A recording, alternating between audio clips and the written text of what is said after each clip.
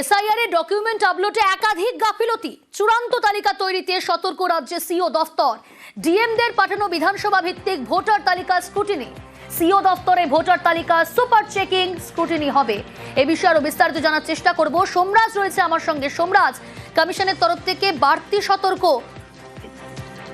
একদমই, দেখো, কমিশন বাড়তি সতর্ক মূলত নির্ভুল ভোটার তালিকা তৈরি নিয়ে, এবং সেই কারণে সাম্প্রতিক সময় দেখা যাচ্ছে ডকুমেন্ট আপলোডকে কেন্দ্র করে একাধিক গাফিলতি হচ্ছে। ইআরও এবং এইআরওদের তরফ থেকে একাধিক গাফিলতি ডকুমেন্ট আপলোডের ক্ষেত্রে, এবং ইআরও এইআরওরা সেটি আপলোড পর্যন্ত করে দিচ্ছে।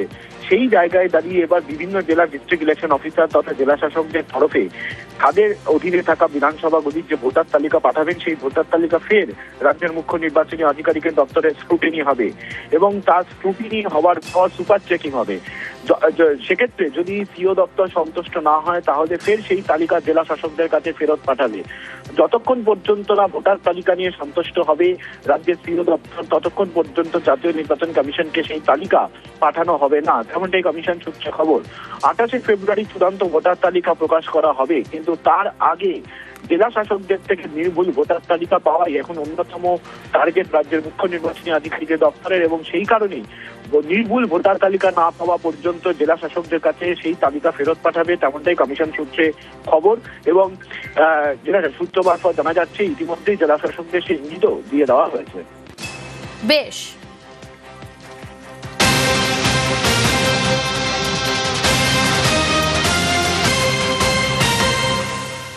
চূড়ান্ত ভোটার তালিকা নিয়ে কমিশনকে চাপ শুভেন্দু অধিকারীর। অবৈধ ভোটার নিয়ে ফের হুঁশিয়ারি বিরোধী দলনেতার। কমিশন পদক্ষেপ না করলে আদালতে যাওয়ার হুঁশিয়ারি।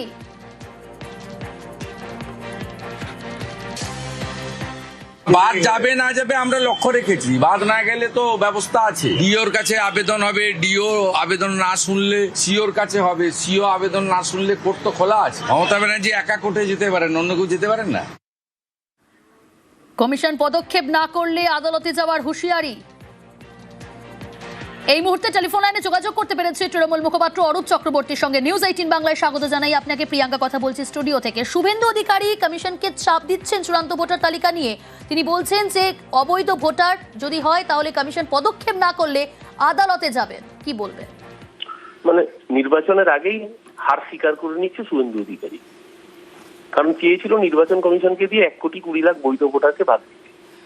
এই অসভ্যতামি বাংলার মানুষ বিএলএ-2রা রুখে দিয়েছে।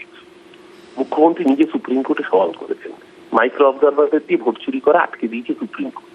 হতাশাগ্রস্ত শুভেন্দু অধিকারী, আগে তো জবাব দিতে হবে। নিশ্চিত কোনো অবৈধ অনুপ্রবেশকারী থাকবে কেন, কিন্তু 58 লাখ নাম বাদ গেছে। কজন অবৈধ অনুপ্রবেশকারী পাওয়া গেছে, কটা রোহিঙ্গা পাওয়া গেছে নির্বাচন কমিশন জানাতে পেরেছে? সংখ্যাটা শূন্য।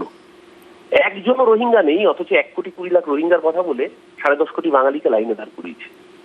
বাংলার মানুষ প্রতিটা ঘটনায় হিসেব রেখেছে। আর আজকে এই ঘটনা, এই মন্তব্য শুভেন্দুর কার্যত হতাশার বহিঃপ্রকাশ। আমরা উল্টে বলতে চাই যে কোনো অবৈধ অনুপ্রবেশকারীর নাম যেন না থাকে, ঠিক তার সাথে সাথে কোনো বৈধ নাগরিকের নাম যেন বাদ না যায়। বরং আমরা দেখেছি শয়ে শয়ে মানুষ যারা জীবিত তাদেরকে ইতিমধ্যে মৃত দেখিয়ে দিয়েছে নির্বাচন কমিশন। তার রেসপন্সিবিলিটি কেন নেয়? তার রেসপন্সিবিলিটি নির্বাচন কমিশন নিয়েছে? নেয়নি। আমাদের দাবি তাই প্রথম দিন থেকে যে একজনও অবৈধ অনুপ্রবেশকারীর নাম যেন না থাকে, তার সাথে সাথে কোনো বৈধ নাগরিকের নাম যেন বাদ না যায়। বাংলার মানুষ মন করে নিয়েছে, যারা বাঙালির উপর অসভ্যতা করেছে, যারা বাঙালিকে হয়রানি লাইনে দাঁড় করিয়েছে লজিক্যাল ডিসক্রিপেন্সির নাম করে, ভোটের লাইনে বাঙালি তাদেরকে বুঝে নেবে। বিজেপি লিডার অফ অপোজিশন হতে গেলে 30টা আসন লাগে, এবার 30 পাবে না বিজেপি, সেই জায়গা তৈরি করে দেবে পশ্চিমবঙ্গের বাঙালি। বেশ, ধন্যবাদ।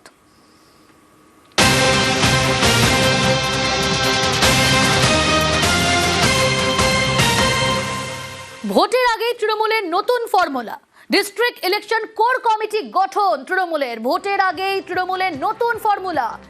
এই কমিটিতে কারা কারা থাকবেন, এই কমিটি কি পদক্ষেপ নেবে, আরো বিস্তারিত জানার চেষ্টা করব। আবির রয়েছে আমার সঙ্গে। আবির, দেখো, বাছাই করা সাংগঠনিক জেলাতেই ডিস্ট্রিক্ট ইলেকশন কোর কমিটি তৈরি করা হয়েছে, যার মধ্যে বারাসাত, বহরমপুর, জঙ্গিপুর যে সাংগঠনিক জেলা রয়েছে সেগুলি তার মধ্যে পড়ে। একদম জেলার নিচু স্তরে যাতে পারস্পরিক দূরত্ব না থাকে তা মেটাতে আগেভাগে শাসক দল সচেষ্ট এবং সেই কারণেই হচ্ছে এই সমস্ত জেলাগুলোর বিধানসভাগুলো অত্যন্ত গুরুত্বপূর্ণ, সেখানেই নিয়ে আসা হয়েছে। বারাসাত, বহরমপুর, জঙ্গিপুরের ক্ষেত্রে যেমন কোর কমিটিতে আমরা দেখতে পাচ্ছি যে বেশ কয়েকজন সাংসদ রয়েছে, বেশ কয়েকজন বিধায়ক রয়েছেন, আবার যারা সাংগঠনিক ক্ষেত্রে যারা দায়িত্বপূর্ণ ব্যক্তি তারাও সেখানে রয়েছেন। যেটা ধারণা সেটা হচ্ছে যে বিধানসভা ভোটের আগে এই সমস্ত বিধানসভা ক্ষেত্রে পারস্পরিক কিছু সমস্যা নিচু তলাতে তার দলের শীর্ষ নেতৃত্বের নজরে এসেছিল। বহু ক্ষেত্রে বেশ কিছু রাজনৈতিক সমীকরণ কতগুলো জায়গাতে ক্রমাগত বদল হতে চলেছে, তাই ইলেকশন কোর কমিটি করে একেবারে মাইক্রো ম্যানেজমেন্টের যে ব্যবস্থা তৃণমূল কংগ্রেস করতে চায়। এর আগে কোনোদিন কিন্তু এই ধরনের কোনো পরিস্থিতি তৈরি হয়নি এবং আমরা আগে দেখতাম যে জেলায় জেলায় পর্যবেক্ষক তৃণমূল কংগ্রেস রাখতে পারে, পর্যবেক্ষক পদ তুলে দেওয়া হয়। কিন্তু এই যে ডিস্ট্রিক্ট ইলেকশন কোর কমিটি রয়েছেন, যারা জেলায় ভোট প্রচার থেকে ভোট ম্যানেজমেন্টের খুঁটিনাটি সমস্ত দায়িত্বই কার্যত তারা পালন করবেন। যেমন বারাসাত ডিস্ট্রিক্ট ইলেকশন কোর কমিটিতে আহ্বায়ক এবং সহ আহ্বায়ক পদ দেওয়া হয়েছে রথিন ঘোষ এবং জ্যোতিপ্রিয় মল্লিককে, এবং তারা দুজনেই ভোট করানোর ক্ষেত্রে যথেষ্ট অভিজ্ঞতা এবং তারা অনেকটা সাফল্যও পেয়েছেন। তাছাড়া 16 জনের সেখানকার কোর কমিটিতে বারাসাত সাংগঠনিক জেলার সভাপতি যিনি সাংসদ কাকলি ঘোষ দস্তিদার, চেয়ারম্যান সব্যসাচী দত্তকেও রাখা হয়েছে। আবার বহরমপুর, জঙ্গিপুরের ক্ষেত্রে হচ্ছে সাংসদ খলিলুর রহমান, আবু তাহের, ইউসুফ পাঠান তাদেরকে রাখা রয়েছে। এর মধ্যে খলিলুর আবার সাংগঠনিক জেলার সভাপতি। এছাড়া হচ্ছে ওই জেলাতে ইমানি বিশ্বাস, কানাই চন্দ্র মন্ডল, শেখ নিয়ামত, সৌভিক হোসেন, রবিউল চৌধুরী, নজরুল ইসলাম ওরফে টাইগার, এদের মতো যারা নেতারা সাংগঠনিক ক্ষেত্রে দায়িত্বপূর্ণ তাদেরকেও রাখা হয়েছে। এবং বিশেষ করে মুর্শিদাবাদের মতো জায়গাতে কখনো জঙ্গিপুর পুরসভা স্তরে কিছু সমস্যার বিষয়, ফারাক্কা, শামশেরগঞ্জের মতো যে আসন যেগুলোতে লোকসভা নির্বাচনে কংগ্রেসের পক্ষে সেখানে ভোট অনেকটা ভালো হয়েছিল। আবার সদ্য দলত্যাগী হুমায়ুন, তিনি নতুন দল গঠন করেছেন, তিনিও একাধিক জায়গা মিমকে নিয়ে প্রচার করছেন। তাহলে এই সমস্ত জায়গাতে নিচু স্তরে সমীকরণ কিভাবে প্রচার চলবে, কিভাবে কাজ চলবে সেটা বোঝানোর জন্য এই ডিস্ট্রিক্ট ইলেকশন কোর কমিটি তৈরি করা হয়েছে, এমনটাই ধারণা করা হচ্ছে। এসআইআর এর নয়া নির্দেশ কমিশনের কি নয়া নির্দেশ কমিশনের জানার চেষ্টা করব। সোমরাজ রয়েছে টেলিফোন লাইনে। সোমরাজ,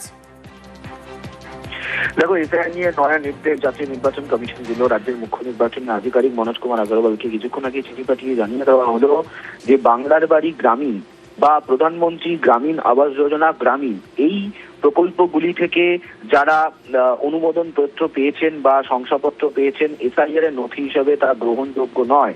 রাজ্যের মুখ্য নির্বাচনী আধিকারিক গত 21শে জানুয়ারি জাতীয় নির্বাচন কমিশনকে চিঠি লিখেছিল, কারণ দেখা যাচ্ছিল অনেক ইয়ারোরাই ডকুমেন্ট হিসাবে আপলোড করছিল বাংলার বাড়ি গ্রামীণের শংসাপত্র বা প্রধানমন্ত্রী গ্রামীণ আবাস যোজনার থেকে পাওয়া শংসাপত্র কি হিসাবে দাবি আপলোড করছিল হাউস অ্যালটমেন্ট সার্টিফিকেট হিসাবে। কারণ এসআইআর এর নথি হিসাবে হাউস অ্যালটমেন্ট সার্টিফিকেট বা কোনো জমি এই সংক্রান্ত সরকারের দেওয়া শংসাপত্রকে গ্রহণ করার নির্দেশ রয়েছে। কিন্তু সেক্ষেত্রে জাতীয় নির্বাচন কমিশনের পর্যবেক্ষণ যে প্রধানমন্ত্রী গ্রামীণ আবাস যোজনা বা বাংলার বাড়ি গ্রামীণের মতো আর্থিক প্রকল্প তার শংসাপত্র কোনোভাবেই এসআইআর এর নথি হিসাবে গ্রহণ করা হতে পারে না। রাজ্যের মুখ্য নির্বাচনী আধিকারিককে জাতীয় নির্বাচন কমিশন নির্দেশ দিচ্ছে যে দ্রুত রাজ্যের সব অফিসারকে এই নির্দেশ কার্যকর করার জন্য। দেখো, কখন এই নির্দেশ দিচ্ছে? যখন এসআইআর এর শুনানি প্রক্রিয়া শেষ হয়ে গেছে, গত 14ই ফেব্রুয়ারি অর্থাৎ গত শনিবার শুনানি শেষ হয়ে গেছে। ইতিমধ্যেই ডকুমেন্ট আপলোড প্রায় 1,30,00,000-এরও বেশি হয়ে গেছে। সেই জায়গায় দাঁড়িয়ে জাতীয় নির্বাচন কমিশনের তরফে এই ব্যাখ্যা রাজ্যের মুখ্য নির্বাচনী আধিকারিকের দপ্তরকে দেওয়া হচ্ছে। এবারে যেটা প্রশ্ন আসছে, যে সমস্ত ইআরও বা এইআরওরা এই বাংলার বাড়ি গ্রামীণ বা প্রধানমন্ত্রী গ্রামীণ আবাস যোজনা থেকে পাওয়া শংসাপত্র আপলোড করেছিল, সেগুলির ভবিষ্যৎ কি হবে তা এখনো পর্যন্ত স্পষ্ট নয়। কিন্তু রাজ্যের মুখ্য নির্বাচনী আধিকারিকের দপ্তর থেকে ইতিমধ্যেই জেলা শাসকদের নির্দেশ দেওয়া হয়েছে গোটা বিষয়টি কার্যকর করতে। অর্থাৎ প্রধানমন্ত্রী গ্রামীণ আবাস যোজনা বা বাংলার বাড়ি গ্রামীণের থেকে যে শংসাপত্র পেয়েছেন এ রাজ্যের বাসিন্দারা, যাদেরকে এসআইআর এর শুনানিতে ডাকা হয়েছে, যারা এই শংসাপত্রগুলি দিয়েছিলেন, সেই শংসাপত্রগুলো এসআইআর এর নথি হিসেবে গ্রহণ করা হবে না। জাতীয় নির্বাচন কমিশন তা স্পষ্ট করে জানিয়ে দিল রাজ্যের মুখ্য নির্বাচনী আধিকারিক। বেশ।